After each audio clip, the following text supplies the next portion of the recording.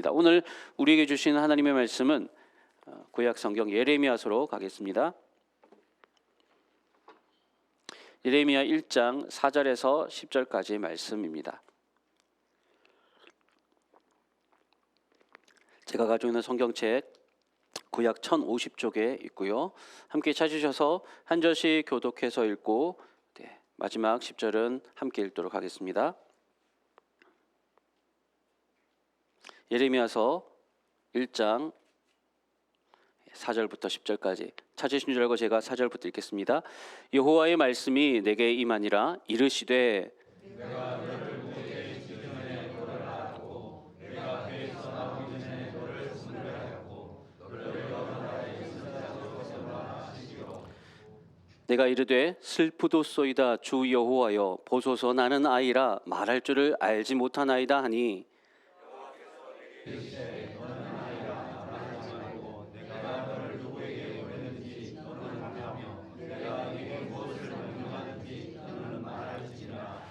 너는 그들 때문에 두려워하지 말라. 내가 너와 함께하여 너를 구원하리라. 나 여호와의 말이니라 하시고 여호와께서 그의 손을 들어 내 입에 대시며 여호와께서 내게 이르시되 보라 내가 내 말을 내 입에 두었노라. 10절 같이 읽겠습니다. 보라 내가 오늘 너를 여러 나라와 여러 왕국 위에 세워 내가 그들을 뽑고 파괴하며 파멸하고 넘어뜨리며 건설하고 심게 하였느니라 가시니라. 아멘. 반지의 제왕이라는 판타지 영화가 있습니다. 화면에 포스터 한번 띄워주시겠어요? 보신 분도 많으실 거예요. J.J. 톨킨이라고 하는 유명한 영국의 작가가 쓴 베스트셀러 소설이 원작이고요. 그 소설을 가지고 만든 장편 영화인데 이게 한 편이 3시간짜리고요. 이게 1편, 2편, 3편까지 있을 정도로 엄청난 대작입니다. 아직까지도 판타지 영화 계열에서 이 반지의 제왕보다 더 탁월한 영화가 없다고 여겨질 정도로 그런 영화인데 이 영화의 내용이 이럽니다. 가상의 판타지 세계가 있고요. 그곳에는 인간도 있고 요정도 있고 난쟁이도 있고 뭐 여러 종족들이 살고 있어요. 그 모든 종족들이 함께 힘을 모아서 어둠의 세력을 극복하기 위해서 절대 반지라고 하는 것을 파괴하기 위해 나서는 모험 이야기가 이 반지의 제왕 첫 번째 이야기 반지 원정대 영화의 내용입니다. 이 영화에 등장하는 저 절대 반지라는 게 뭐냐 하면요. 어둠의 제왕인 사우론이 세계를 지배하기 위해서 만든 반지인데 한마디로 말해서 악의 결정체와도 같은 거예요.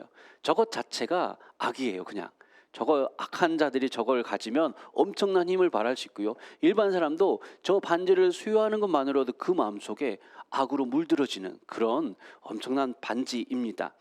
게다가 이 반지는요 웬만해서는 파괴할 수도 없어요. 그냥 사람의 힘으로는 어떤 그 무기나 이런 것들로도 파괴할 수 없고 저 반지를 없앨 수 있는 유일한 방법은 저 반지가 맨 처음 만들어졌던 그 화산에 있는 그 용암 속에 다시 집어넣을 때 그래야지 저 반지가 파괴되어진다. 그 방법밖에 없는 거예요.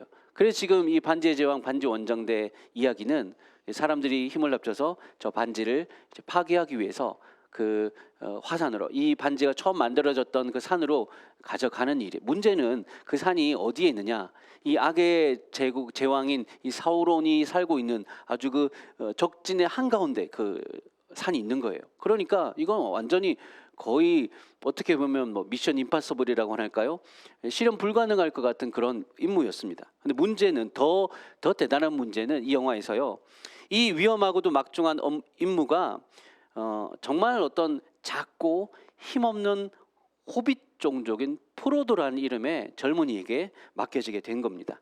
사진을 한번 다시 넘겨주시겠어요? 자, 여기 보세요. 이게 지금 이렇게 뒤에 있는 사람들이 거인이 아니라요. 뒤에 있는 사람들이 일반 사람이고요. 앞에 있는 사람이 거의 이제 정말 작아요. 특수 효과로 저렇게 만들어진 거죠. 앞에 있는 저 4명이 호빗 종족이라는 종족입니다. 종족은 원래부터가 저렇게 작아요.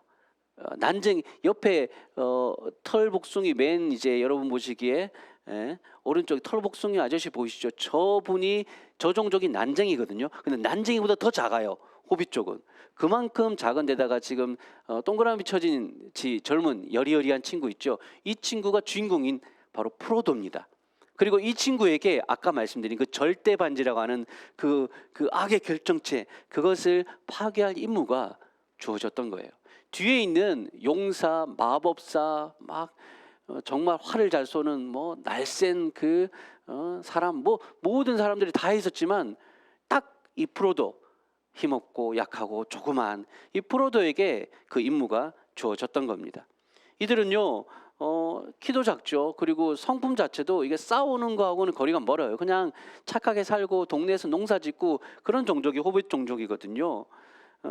싸움과는 거리가 먼 저 호빗 종족 중에서 제일 마음씨 약하고 착한 그런 아이에게, 프로드라는 이 젊은이에게 이 일이 맡겨진 거예요. 적어도요 여러분, 온 세상을 구하기 위해서 원정을 떠나는 그 위대한 일이잖아요. 막중한 일이잖아요. 그 일을 하는 데 있어서 적어도 뒤에 있는 아골라스 같이 전쟁에 능한 왕족이든지 마법사든지 뭐 이렇게 힘이 있어야 되잖아요. 기술이 있든지 아니면 뭐든지 경험이 좋든지 경험을 가지든지 그런 사람이 가야 되는데, 누가 봐도 아니 쟤한테 지금 이 세상을 구원할 이 임무를 맡긴다고 할 만한 그런 상황이었어요. 심지어 저 프로도 본인조차도 내가 과연 이 일을 맡기에 적합한지, 왜 내가 이렇게 선발됐지? 라고 자신조차도 의아해했던 그 이야기가 바로 이 반지의 제왕, 반지 원정대 이야기의 첫 출발점이었어요. 사랑하는 여러분, 오늘 우리가 이 예레미야서를 읽는데요, 이 예레미야서의 본문에 나오는 주인공 예레미야도 사실은 그가 처음 선지자로 부름을 받았을 때 오늘 이 반지의 제왕 이야기에 나오는 주인공 프로도처럼 동일한 마음이었어요. 왜? 아니 왜 나를, 내가 무슨 힘이 있다고? 그런 마음이었다라는 겁니다. 이스라엘 역사상 가장 위험하고 불안했던 격변의 시기에 정말 민족을 향한 하나님의 엄중한 심판의 메시지를 선포해야 할 그 선지자의 그 임무를 다른 사람도 아니라 예레미야 같은, 아무런 자신감도 없고 경험도 없고 오늘 본문에서 아이라고 말할 정도로 미숙한 사람이었습니다. 왜 하필 하고 많은 사람 중에 왜 하나님 저를 부르셨나요? 저는 그럴 만한 위인이 되지 못합니다 라고 본문의 표현을 빌리자면 아이와 같아서 할 줄 아는 것도 없고 말 주변도 없습니다 라고 그렇게 예레미야가 말을 했던 것입니다. 사랑하는 여러분, 사실 우리도 이럴 때가 있지 않습니까? 우리도 하나님이 우리를 구원하셔서 우리를 하나님의 백성 삼아 주셨어요. 그런데 하나님의 부르심은 단순히 우리를 구원하신 것에서 그친 것이 아니라 우리를 통해서 세상 가운데서 하나님의 나라를 세워가는 그 사명을 또한 우리에게 맡기셨다라는 것입니다. 온 우주의 왕이시며 모든 것들의 주인 되시는 그분께서 그 하나님의 사자들로서 우리를 세상 가운데로 보내셔서 세상 속에서 믿지 않는 영혼들에게 구원의 길을 보여주어야 할 정말 막중한 임무를 하나님께서 우리에게 주셨어요. 그게 바로 우리 그리스도인들입니다. 그런데 여러분, 그런 위대하고 막중한 임무를 맡고 하나님의 부르심 가운데 살아가야 되는 우리들의 모습들 어떻습니까? 아침에 일어나서 거울 속에 비치는 우리 여러분의 모습, 거울 속에 비친 내 모습이 어떤 모습으로 보이십니까? 자신 있고 당당하고 뭔가 해낼 것 같은 그런 모습이십니까? 아니면 아휴 어찌 저리 약한지, 아휴 걱정되고 또는 초라하고 또는 도무지 자신 없어 보이는 그런 모습을 만나실 때는 없으신지요? 우리를 둘러싼 환경들이 때때로는 우리를 더욱 움츠러들게 해서 안 돼, 하나님 저는 못해요, 저는 안 돼요. 아마 우리가 이런 마음들을 품을 때가 없지 않은 것 같아요. 이런 마음들은요, 우리를 부르신 그 부르심의 관점에서 볼 때는 이거는 뭐 싸워 보기도 전에 이미 패한 거나 다름없는 그런 마음이죠. 우리는 이와 같이 연약한 사람들입니다.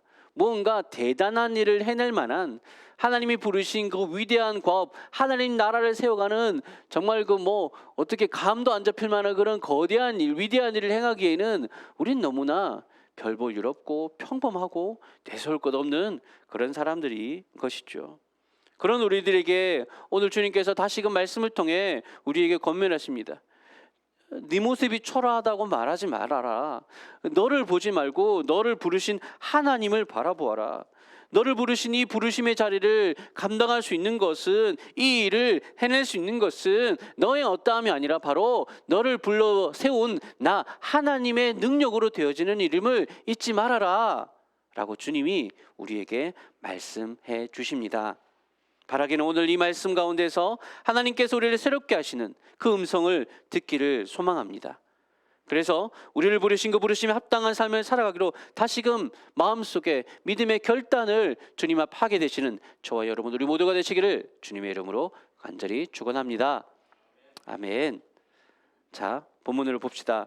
오늘 우리가 읽은 본문은요, 읽어보신 대로 아시겠지만 예레미야가 하나님으로부터 이스라엘의 선지자로 부름받아 세워지는 이른바 소명 스토리라고 이름 붙일 수 있는 그 이야기가 담겨져 있습니다. 예레미야의 소명 스토리죠.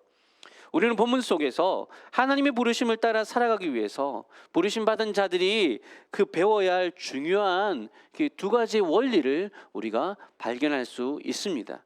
그게 뭐냐면요, 바로 나를 알고 그분을 아는 것입니다. 한번 따라할까요? 부르심을 따라 살기 위해선 나를 알고 그분을 알아야 합니다. 그렇습니다, 여러분. 우리의 부르심을 제대로 알기 위해서는요, 하나님이 부르신 나라는 존재가 어떤 존재인지, 그리고 나를 부르신 그분 하나님은 어떤 분이신지를 제대로 알 때 우리는 부르심을 온전히 수행할 수 있습니다. 먼저 보십시오. 우리는 먼저 나를 제대로 알아야 합니다. 본문 6절에 자기를 부르신 하나님에 대해 예레미야가 한 첫 말이 무엇인 줄 아십니까? 보세요. 6절 말씀 제가 읽어보겠습니다. 내가 이르되 슬프도소이다 주 여호와여 보소서 나는 아이라 말할 줄을 알지 못하나이다 하니. 여기서 지금 아이라고 표현했는데 이건 실제로 나이가 어린 아이를 말한다기보다는 아이처럼 미숙한 존재라는 표현으로 이해하셔야 됩니다. 삶에 대한 경험도 부족하고 또 미숙하니까 또 고집스럽잖아요. 그리고 이 사역해야 될 대상, 하나님께서 보내신 그리고 말씀을 메시지를 선포해야 될 그 대상이 어떤 사람들이냐? 완악하고 죄에 많은 우상 숭배하는 그 범죄한 이스라엘 백성들이었습니다. 그들에게 강단 있게 하나님의 말씀입니다라고 선언할 만큼 맷집이 좋지도 않았던 거죠. 아이가 어른들 앞에서 뭘 하겠습니까? 게다가 언변도 보잘것없어서 뛰어난 화술로 사람들을 설득할 만한 그런 재능도 없다는 것이죠. 무엇보다요, 여러분 보세요. 예레미야의 일단 자세를 보세요. 하나님이 부르셨습니다. 근데 첫 마디가 슬픕니다 이겁니다. 슬프도소이다. 자신감이 없어요. 그리고 하나님이 부르시는데 대뜸 하는 말이 저는 못합니다 라는 겁니다. 이게 여러분 자신 없음이기도 하지만 이게 또 여러분 내성적인 사람, 소심한 사람일수록 은근히 고집센 거 아세요, 여러분? 은근히 고집세거든요. 안 돼요, 저 못해요. 은근히 고집세단 말이에요. 예레미야도 그랬던 것 같아요. 이게 지금 여러분 이게 예레미야서를 우리가 지난주 중반부터 시작해서 이제 7월 8월 동안 계속 큐티 나눔으로 새벽마다 이제 같이 묵상해 갈 텐데요. 예레미야서를 읽어가다 보면요, 예레미야라는 인물이 아주 좀 독특한 성격을 가지고 있다는 것을 발견할 수가 있습니다. 아주 감성적이고 눈물이 많은 사람이었어요. 그리고 무척이나 예민한 사람이었습니다. 뭐 그냥 딱 사람들이 막 이렇게 좀 치고 막 이렇게 반대하고 막 이러면 그럴 수 있지 막 하면서 막 툴툴 털고 이런 성격이 못 돼요. 누가 뭐 한마디 하면 그거 가지고 막 속상해하고 하나님한테도 하나님 도대체 이런 걸 왜 나한테 시키셨어요? 라고 좀 심한 표현을 하자면 하나님한테 질질 짜는 그런 말까지 했던 인물이 바로 이 예레미야였습니다. 그래서 눈물이 선지자라는 별명까지 받게 된 사람이 바로 예레미야입니다. 담대하게 복음을 전하는 막 그런 선지자 이사야 같이 오늘 하나님이 너를 벌하실 것이다 이렇게 말하는 게 아니라 엉엉 울면서 늘 뭐 저 사람은 말할 때마다 왜 저래? 라고 할 만한 그런 모습이 바로 예레미야였던 거죠. 어쩌면 예레미야는 자신의 부족함을 제대로 알고 있었을 수도 있어요. 그러니까 하나님 앞에 저는 아예 이와 같이 미숙한 사람입니다. 저는 말주변도 없습니다. 그가 했던 이 말은 사실은 맞는 말이었어요. 그가 생각하기에 선지자로서의 자질로는 이 두 가지는 아주 큰 결격 사유였거든요. 예레미야는 어떤 의미로서는 자신에 대해서 제대로 자기 자신을 바라보고 있는 사람입니다. 평가를 제대로 하고 있는 사람입니다. 그런데 그거로는 부족합니다. 그거로는 부족했어요.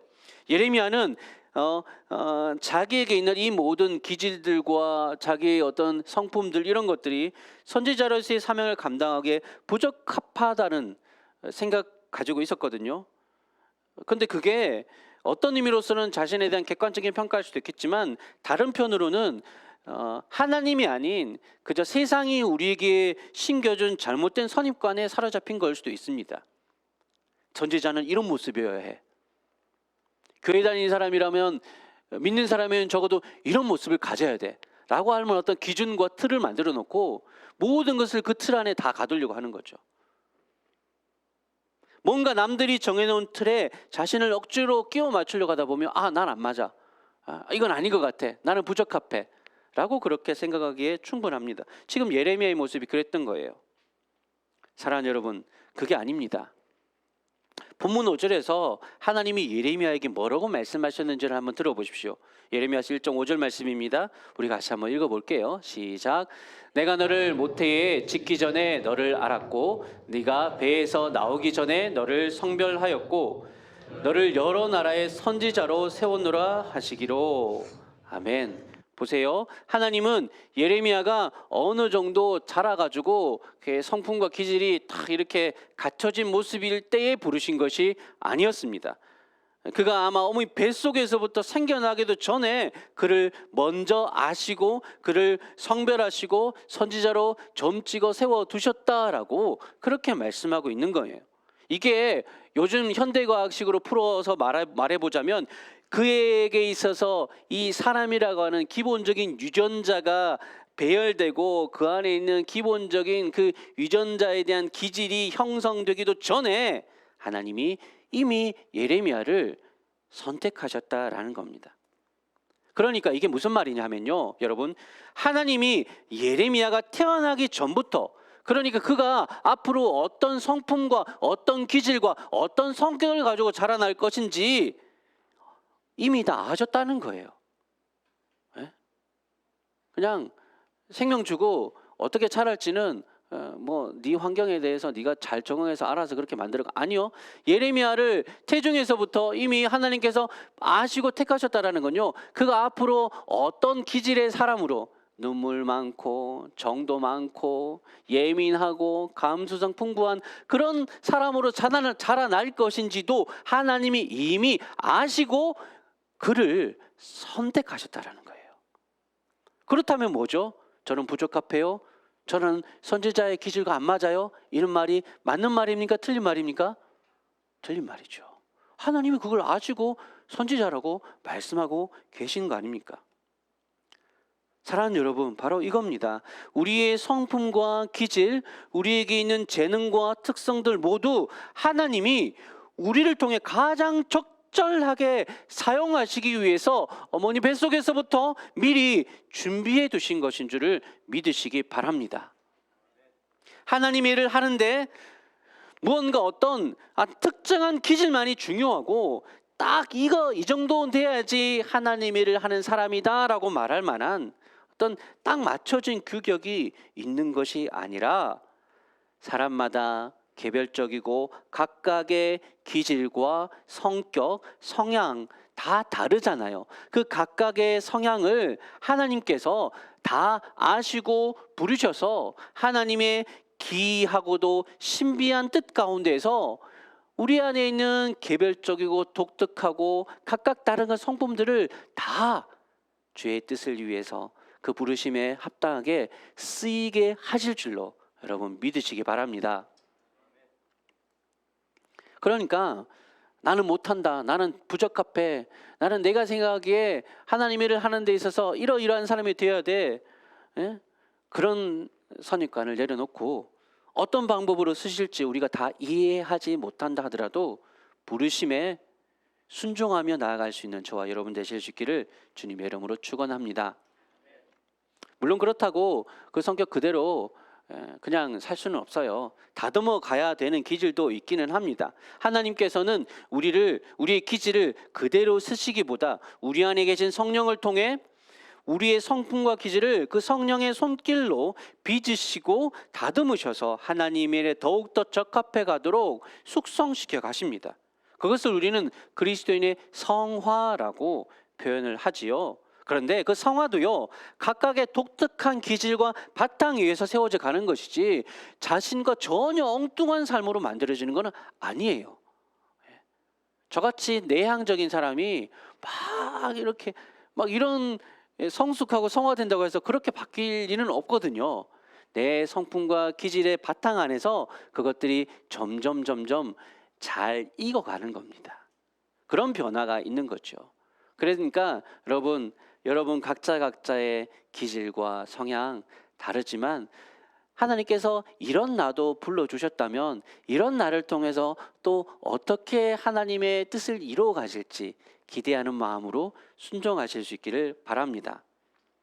하나님의 부르심, 그 부르심 앞에서 나 자신을 이처럼 아는 것이 중요합니다. 그냥 아는 것이 아니라 나만의 기질과 성격이 어떠한지를 바로 살피고 알아서 또 그것을 성령의 이끄심 따라서 갈고 닦아서 하나님의 뜻하신 바를 찾아내고 가장 나다운 모습으로 하나님께 쓰임받을 수 있는 우리 모든 은혈 가족들, 믿음의 교우들 다 되시기를 주님의 이름으로 축원합니다. 아멘. 자, 이렇게 해서 나를 제대로 아는 것이 중요하다고 했고요. 두 번째는 그 다음은 나를 부르신 분, 하나님 그분을 우리가 제대로 알 때 우리는 부르심을 수행할 수 있습니다. 하나님께서 자기 백성을 부르셔서 그분의 사명을 맡기실 때 하나님은 그저 옛다 너에게 미션을 주마 하고 딱 주시고는 그저 그냥 뒷짐지고 네가 다 알아서 해야 돼. 이제는 너 그렇게 할 수 있는 거야. 내가 다 이미 다 준비해뒀으니까 너는 그냥 다 해. 라고 그렇게 하시는 분이 아니라는 거예요. 오늘 보면 8절 말씀 보세요. 8절에 제가 읽어볼게요. 너는 그들 때문에 두려워하지 말라. 내가 너와 함께하여 너를 구원하리라. 나 여호와의 말이니라 하시고. 아멘. 여러분, 예레미야가 해야 할 사명은 주로 완악하고 교만했던 그 이스라엘 백성들에게 하나님이 주시는 책망과 심판의 메시지를 전해야 하는 것이었습니다. 좋은 말을 하라고 부르신 게 아니었어요. 선지자는 항상 이렇듯 바른 진리를 선포하면서 우상을 섬기고 그릇된 길로 행하던 이스라엘 백성들을 견책하는 일을 했거든요. 그러다 보니까 이 예레미야의 그 말씀을 듣던 이 유다 백성들, 이스라엘 사람들의 반대와 위협은 어찌 보면 불보듯 뻔한 상황이었습니다. 그래서 하나님은 말씀하신 거예요. 두려워하지 말아라. 그 말은 뒤집어 말하면 두렵게 할 만한 상황이 앞으로 있을 거란 얘기잖아요. 쉽지 않은 일이다. 두려워할 만한 일이고 만만치 않은 일일 거야 라고 말씀하시는데 그 뒤에 뭐라고 말씀하시느냐. 두려워하지 말라. 내가 너와 함께 하겠다라고 말씀하십니다. 이 말씀이 중요합니다. 하나님은 우리에게 자신의 일을 맡기실 뿐만 아니라 우리 곁에서 우리와 함께 하시면서 우리를 지켜주신다고 약속해 주셨습니다. 두려워하지 말라고 하신 말이 왜 우리가 두려워하지 않을 수 있느냐. 하나님 말씀하신 거예요. 겁내지 마. 내가 같이 갈게. 내가 옆에 있을게 라고 말합니다. 우리가 어릴 때 막 시골에서는 집하고 화장실 많이 떨어져 있잖아요. 뒷간이. 그럼 이제 한밤중에 오줌 마렵고 똥 마려운데 화장실 가야 되는데 무섭잖아요. 그럼 어떻게 해요? 아빠 바지가랑이 붙잡고 같이 가달라고 하잖아요. 그럼 아빠는 뭐라 합니까? 걱정하지 마, 무서워하지 마. 아빠 같이 가줄게 라고 하는 거잖아요. 하나님 우리에게 너는 두려워하지 마라라고 말씀하실 때 그냥 멀찍이 떨어지셔서 두려워하지 마 이렇게 얘기하시는 것이 아니에요. 하나님이 두려워하지 말라고 하실 때는 바로 우리 곁에서 바로 우리 옆에 딱 붙으셔서 내가 네 곁에 있을 테니까 그러니 두려워하지 말라라고 말씀하고 계신 것입니다. 우리는 너무나도 자주 이 사실을 잊어버리고 살지 않습니까? 혹시 내 앞에 있는 문제가 너무 커 보여서, 혹시 우리 앞에 우리를 대적하는 소리들이 너무 크게 들려서 우리 곁에 계신 하나님을 보지 못하거나 바로 옆에서 내가 너와 함께 한다고 말씀하시는 그 하나님의 음성을 듣지 못할 때가 있지는 않은지요. 그럴 때 우리 마음이 낙심되고 좌절되지 않습니까? 세상의 온갖 소리에 마음이 복잡해질 때는요, 여러분 잠시 소음이 없는 곳으로 가셔야 돼요. 세상에 소음이 없는 곳으로 가서 잠잠히 말씀 앞에 서셔야 돼요. 말씀을 들어야 돼요. 다른 세상 얘기, 사람 얘기, 유튜브 얘기 듣지 마시고 말씀을 들으셔야 돼요. 그래서 제가 성경 통독 이번에 해보자고 하는 겁니다.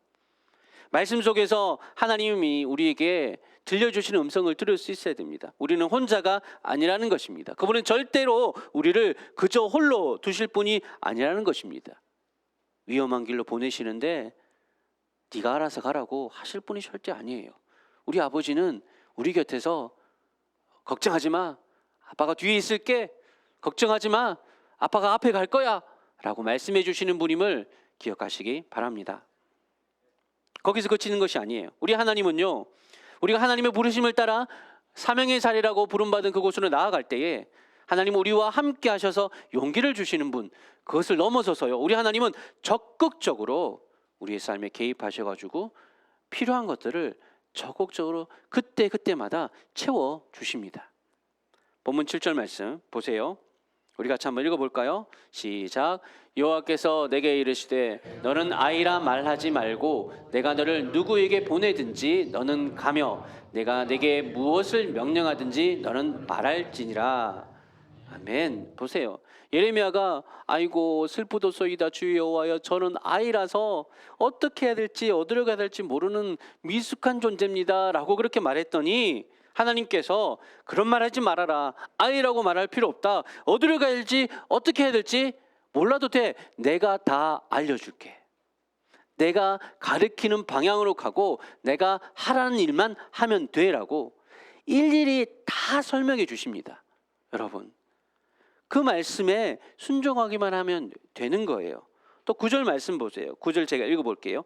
여호와께서 그의 손을 내밀어 내 입에 대시며 여호와께서 내게 이르시되 보라 내가 네 말을 내 말을 네 입에 두었노라 라고 하십니다.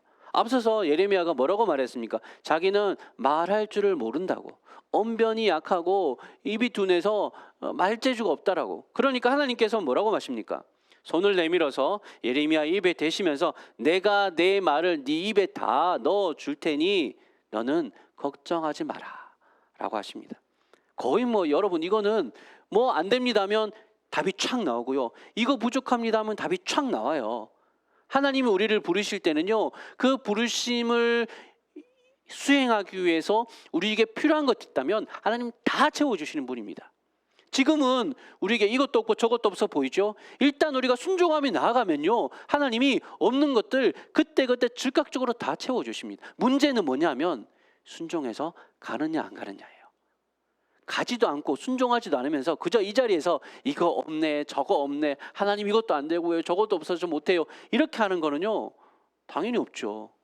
순종해서 나아갈 때 필요한 것들, 어디로 가야 될지 무엇을 해야 될지 다 알려주시고요, 언변이 부족합니까? 해야 할 말들을 우리 입에 주실 것입니다. 순종하며 나가는 자들이 그 하나님의 채우심을, 그 하나님의 역사를 경험하게 되는 줄로 믿으시기 바랍니다. 그분은 우리의 모든 것을 아시고 세밀하게 계획하셔서 우리에게 가장 적합한, 우리를 정말로 꼭 필요로 하는 자리로 우리를 보내십니다. 그리고 무엇보다도 직접 이 위험천만한 이 삶의 자리 한가운데로 하나님은 감독이 아니라요, 경기장 바깥에서 이렇게 저렇게 야 이거에 맞는 거야 라고 외치는 감독이 아니라, 감독이시죠. 근데 감독만 하는 게 아니라요, 우리 하나님은요 감독 겸 선수이십니다. 저기 멀찍이 하늘 보좌에서 이게 바른 길이야, 너는 이렇게 살아야 돼 라고 말씀하실 뿐만 아니라 그 하늘 보좌를 버리시고 선수복을 입으시고 이 땅 가운데 오셔서 우리를 대신해서 죄의 짐을 지시고 십자가를 지시고 죽으시고 부활하셔서 하나님의 구원 역사를 완성하셨습니다. 멀찍이 계신 것이 아니라 우리 편에 오셔서 우리와 함께 하시며 우리를 위해서 우리 앞서 가시며 길을 여셨어요. 그게 바로 하나님의 구원 역사입니다. 이 하나님을 전적으로 믿고 신뢰하며 순종할 때에 우리의 부르심도 완성될 줄로 믿으시기 바랍니다. 말씀을 정리하겠습니다. 사랑하는 여러분, 하나님께서 우리를 구원하실 때 하나님의 마음을 주시고 이 땅에 잃어버린 영혼들을 향한 길을 잃고 헤매는 이들을 향한 진리의 마음을, 구원의 길을 보여주라고, 삶으로 인도해 주라고 우리를 부르신 자리들이 각자가 있을 겁니다. 그 부르심의 자리에서 하나님의 부르심을 수행해 가고, 또 우리 은율교회를 부르신 그 부르심을 함께 모여서 우리가 한 교회를 이루고 한 성도가 되고 한 몸이 되어서 이 부르심을 따라 수행해 갈 때에 우리를 제대로 알고 또 우리를 부르신 이를 제대로 알게 될 때 우리가 더욱더 기쁜 마음으로, 감사하는 마음으로 순종하게 될 것입니다. 일의 성패는 우리에게 있는 것이 아니라 주님께 달렸습니다. 그리고 그분이 우리를 위해서 반드시 이루어 내실 것입니다. 내 능력을 의지하지 않고 주님의 능력을 날마다 의지하고 힘입으며 우리를 부르신 부르심의 상을 용감히 쫓아가는 믿음의 경주자들이 다 되실 수 있기를 주님의 이름으로 축원합니다. 아멘. 말씀을 생각하시면서 같이 우리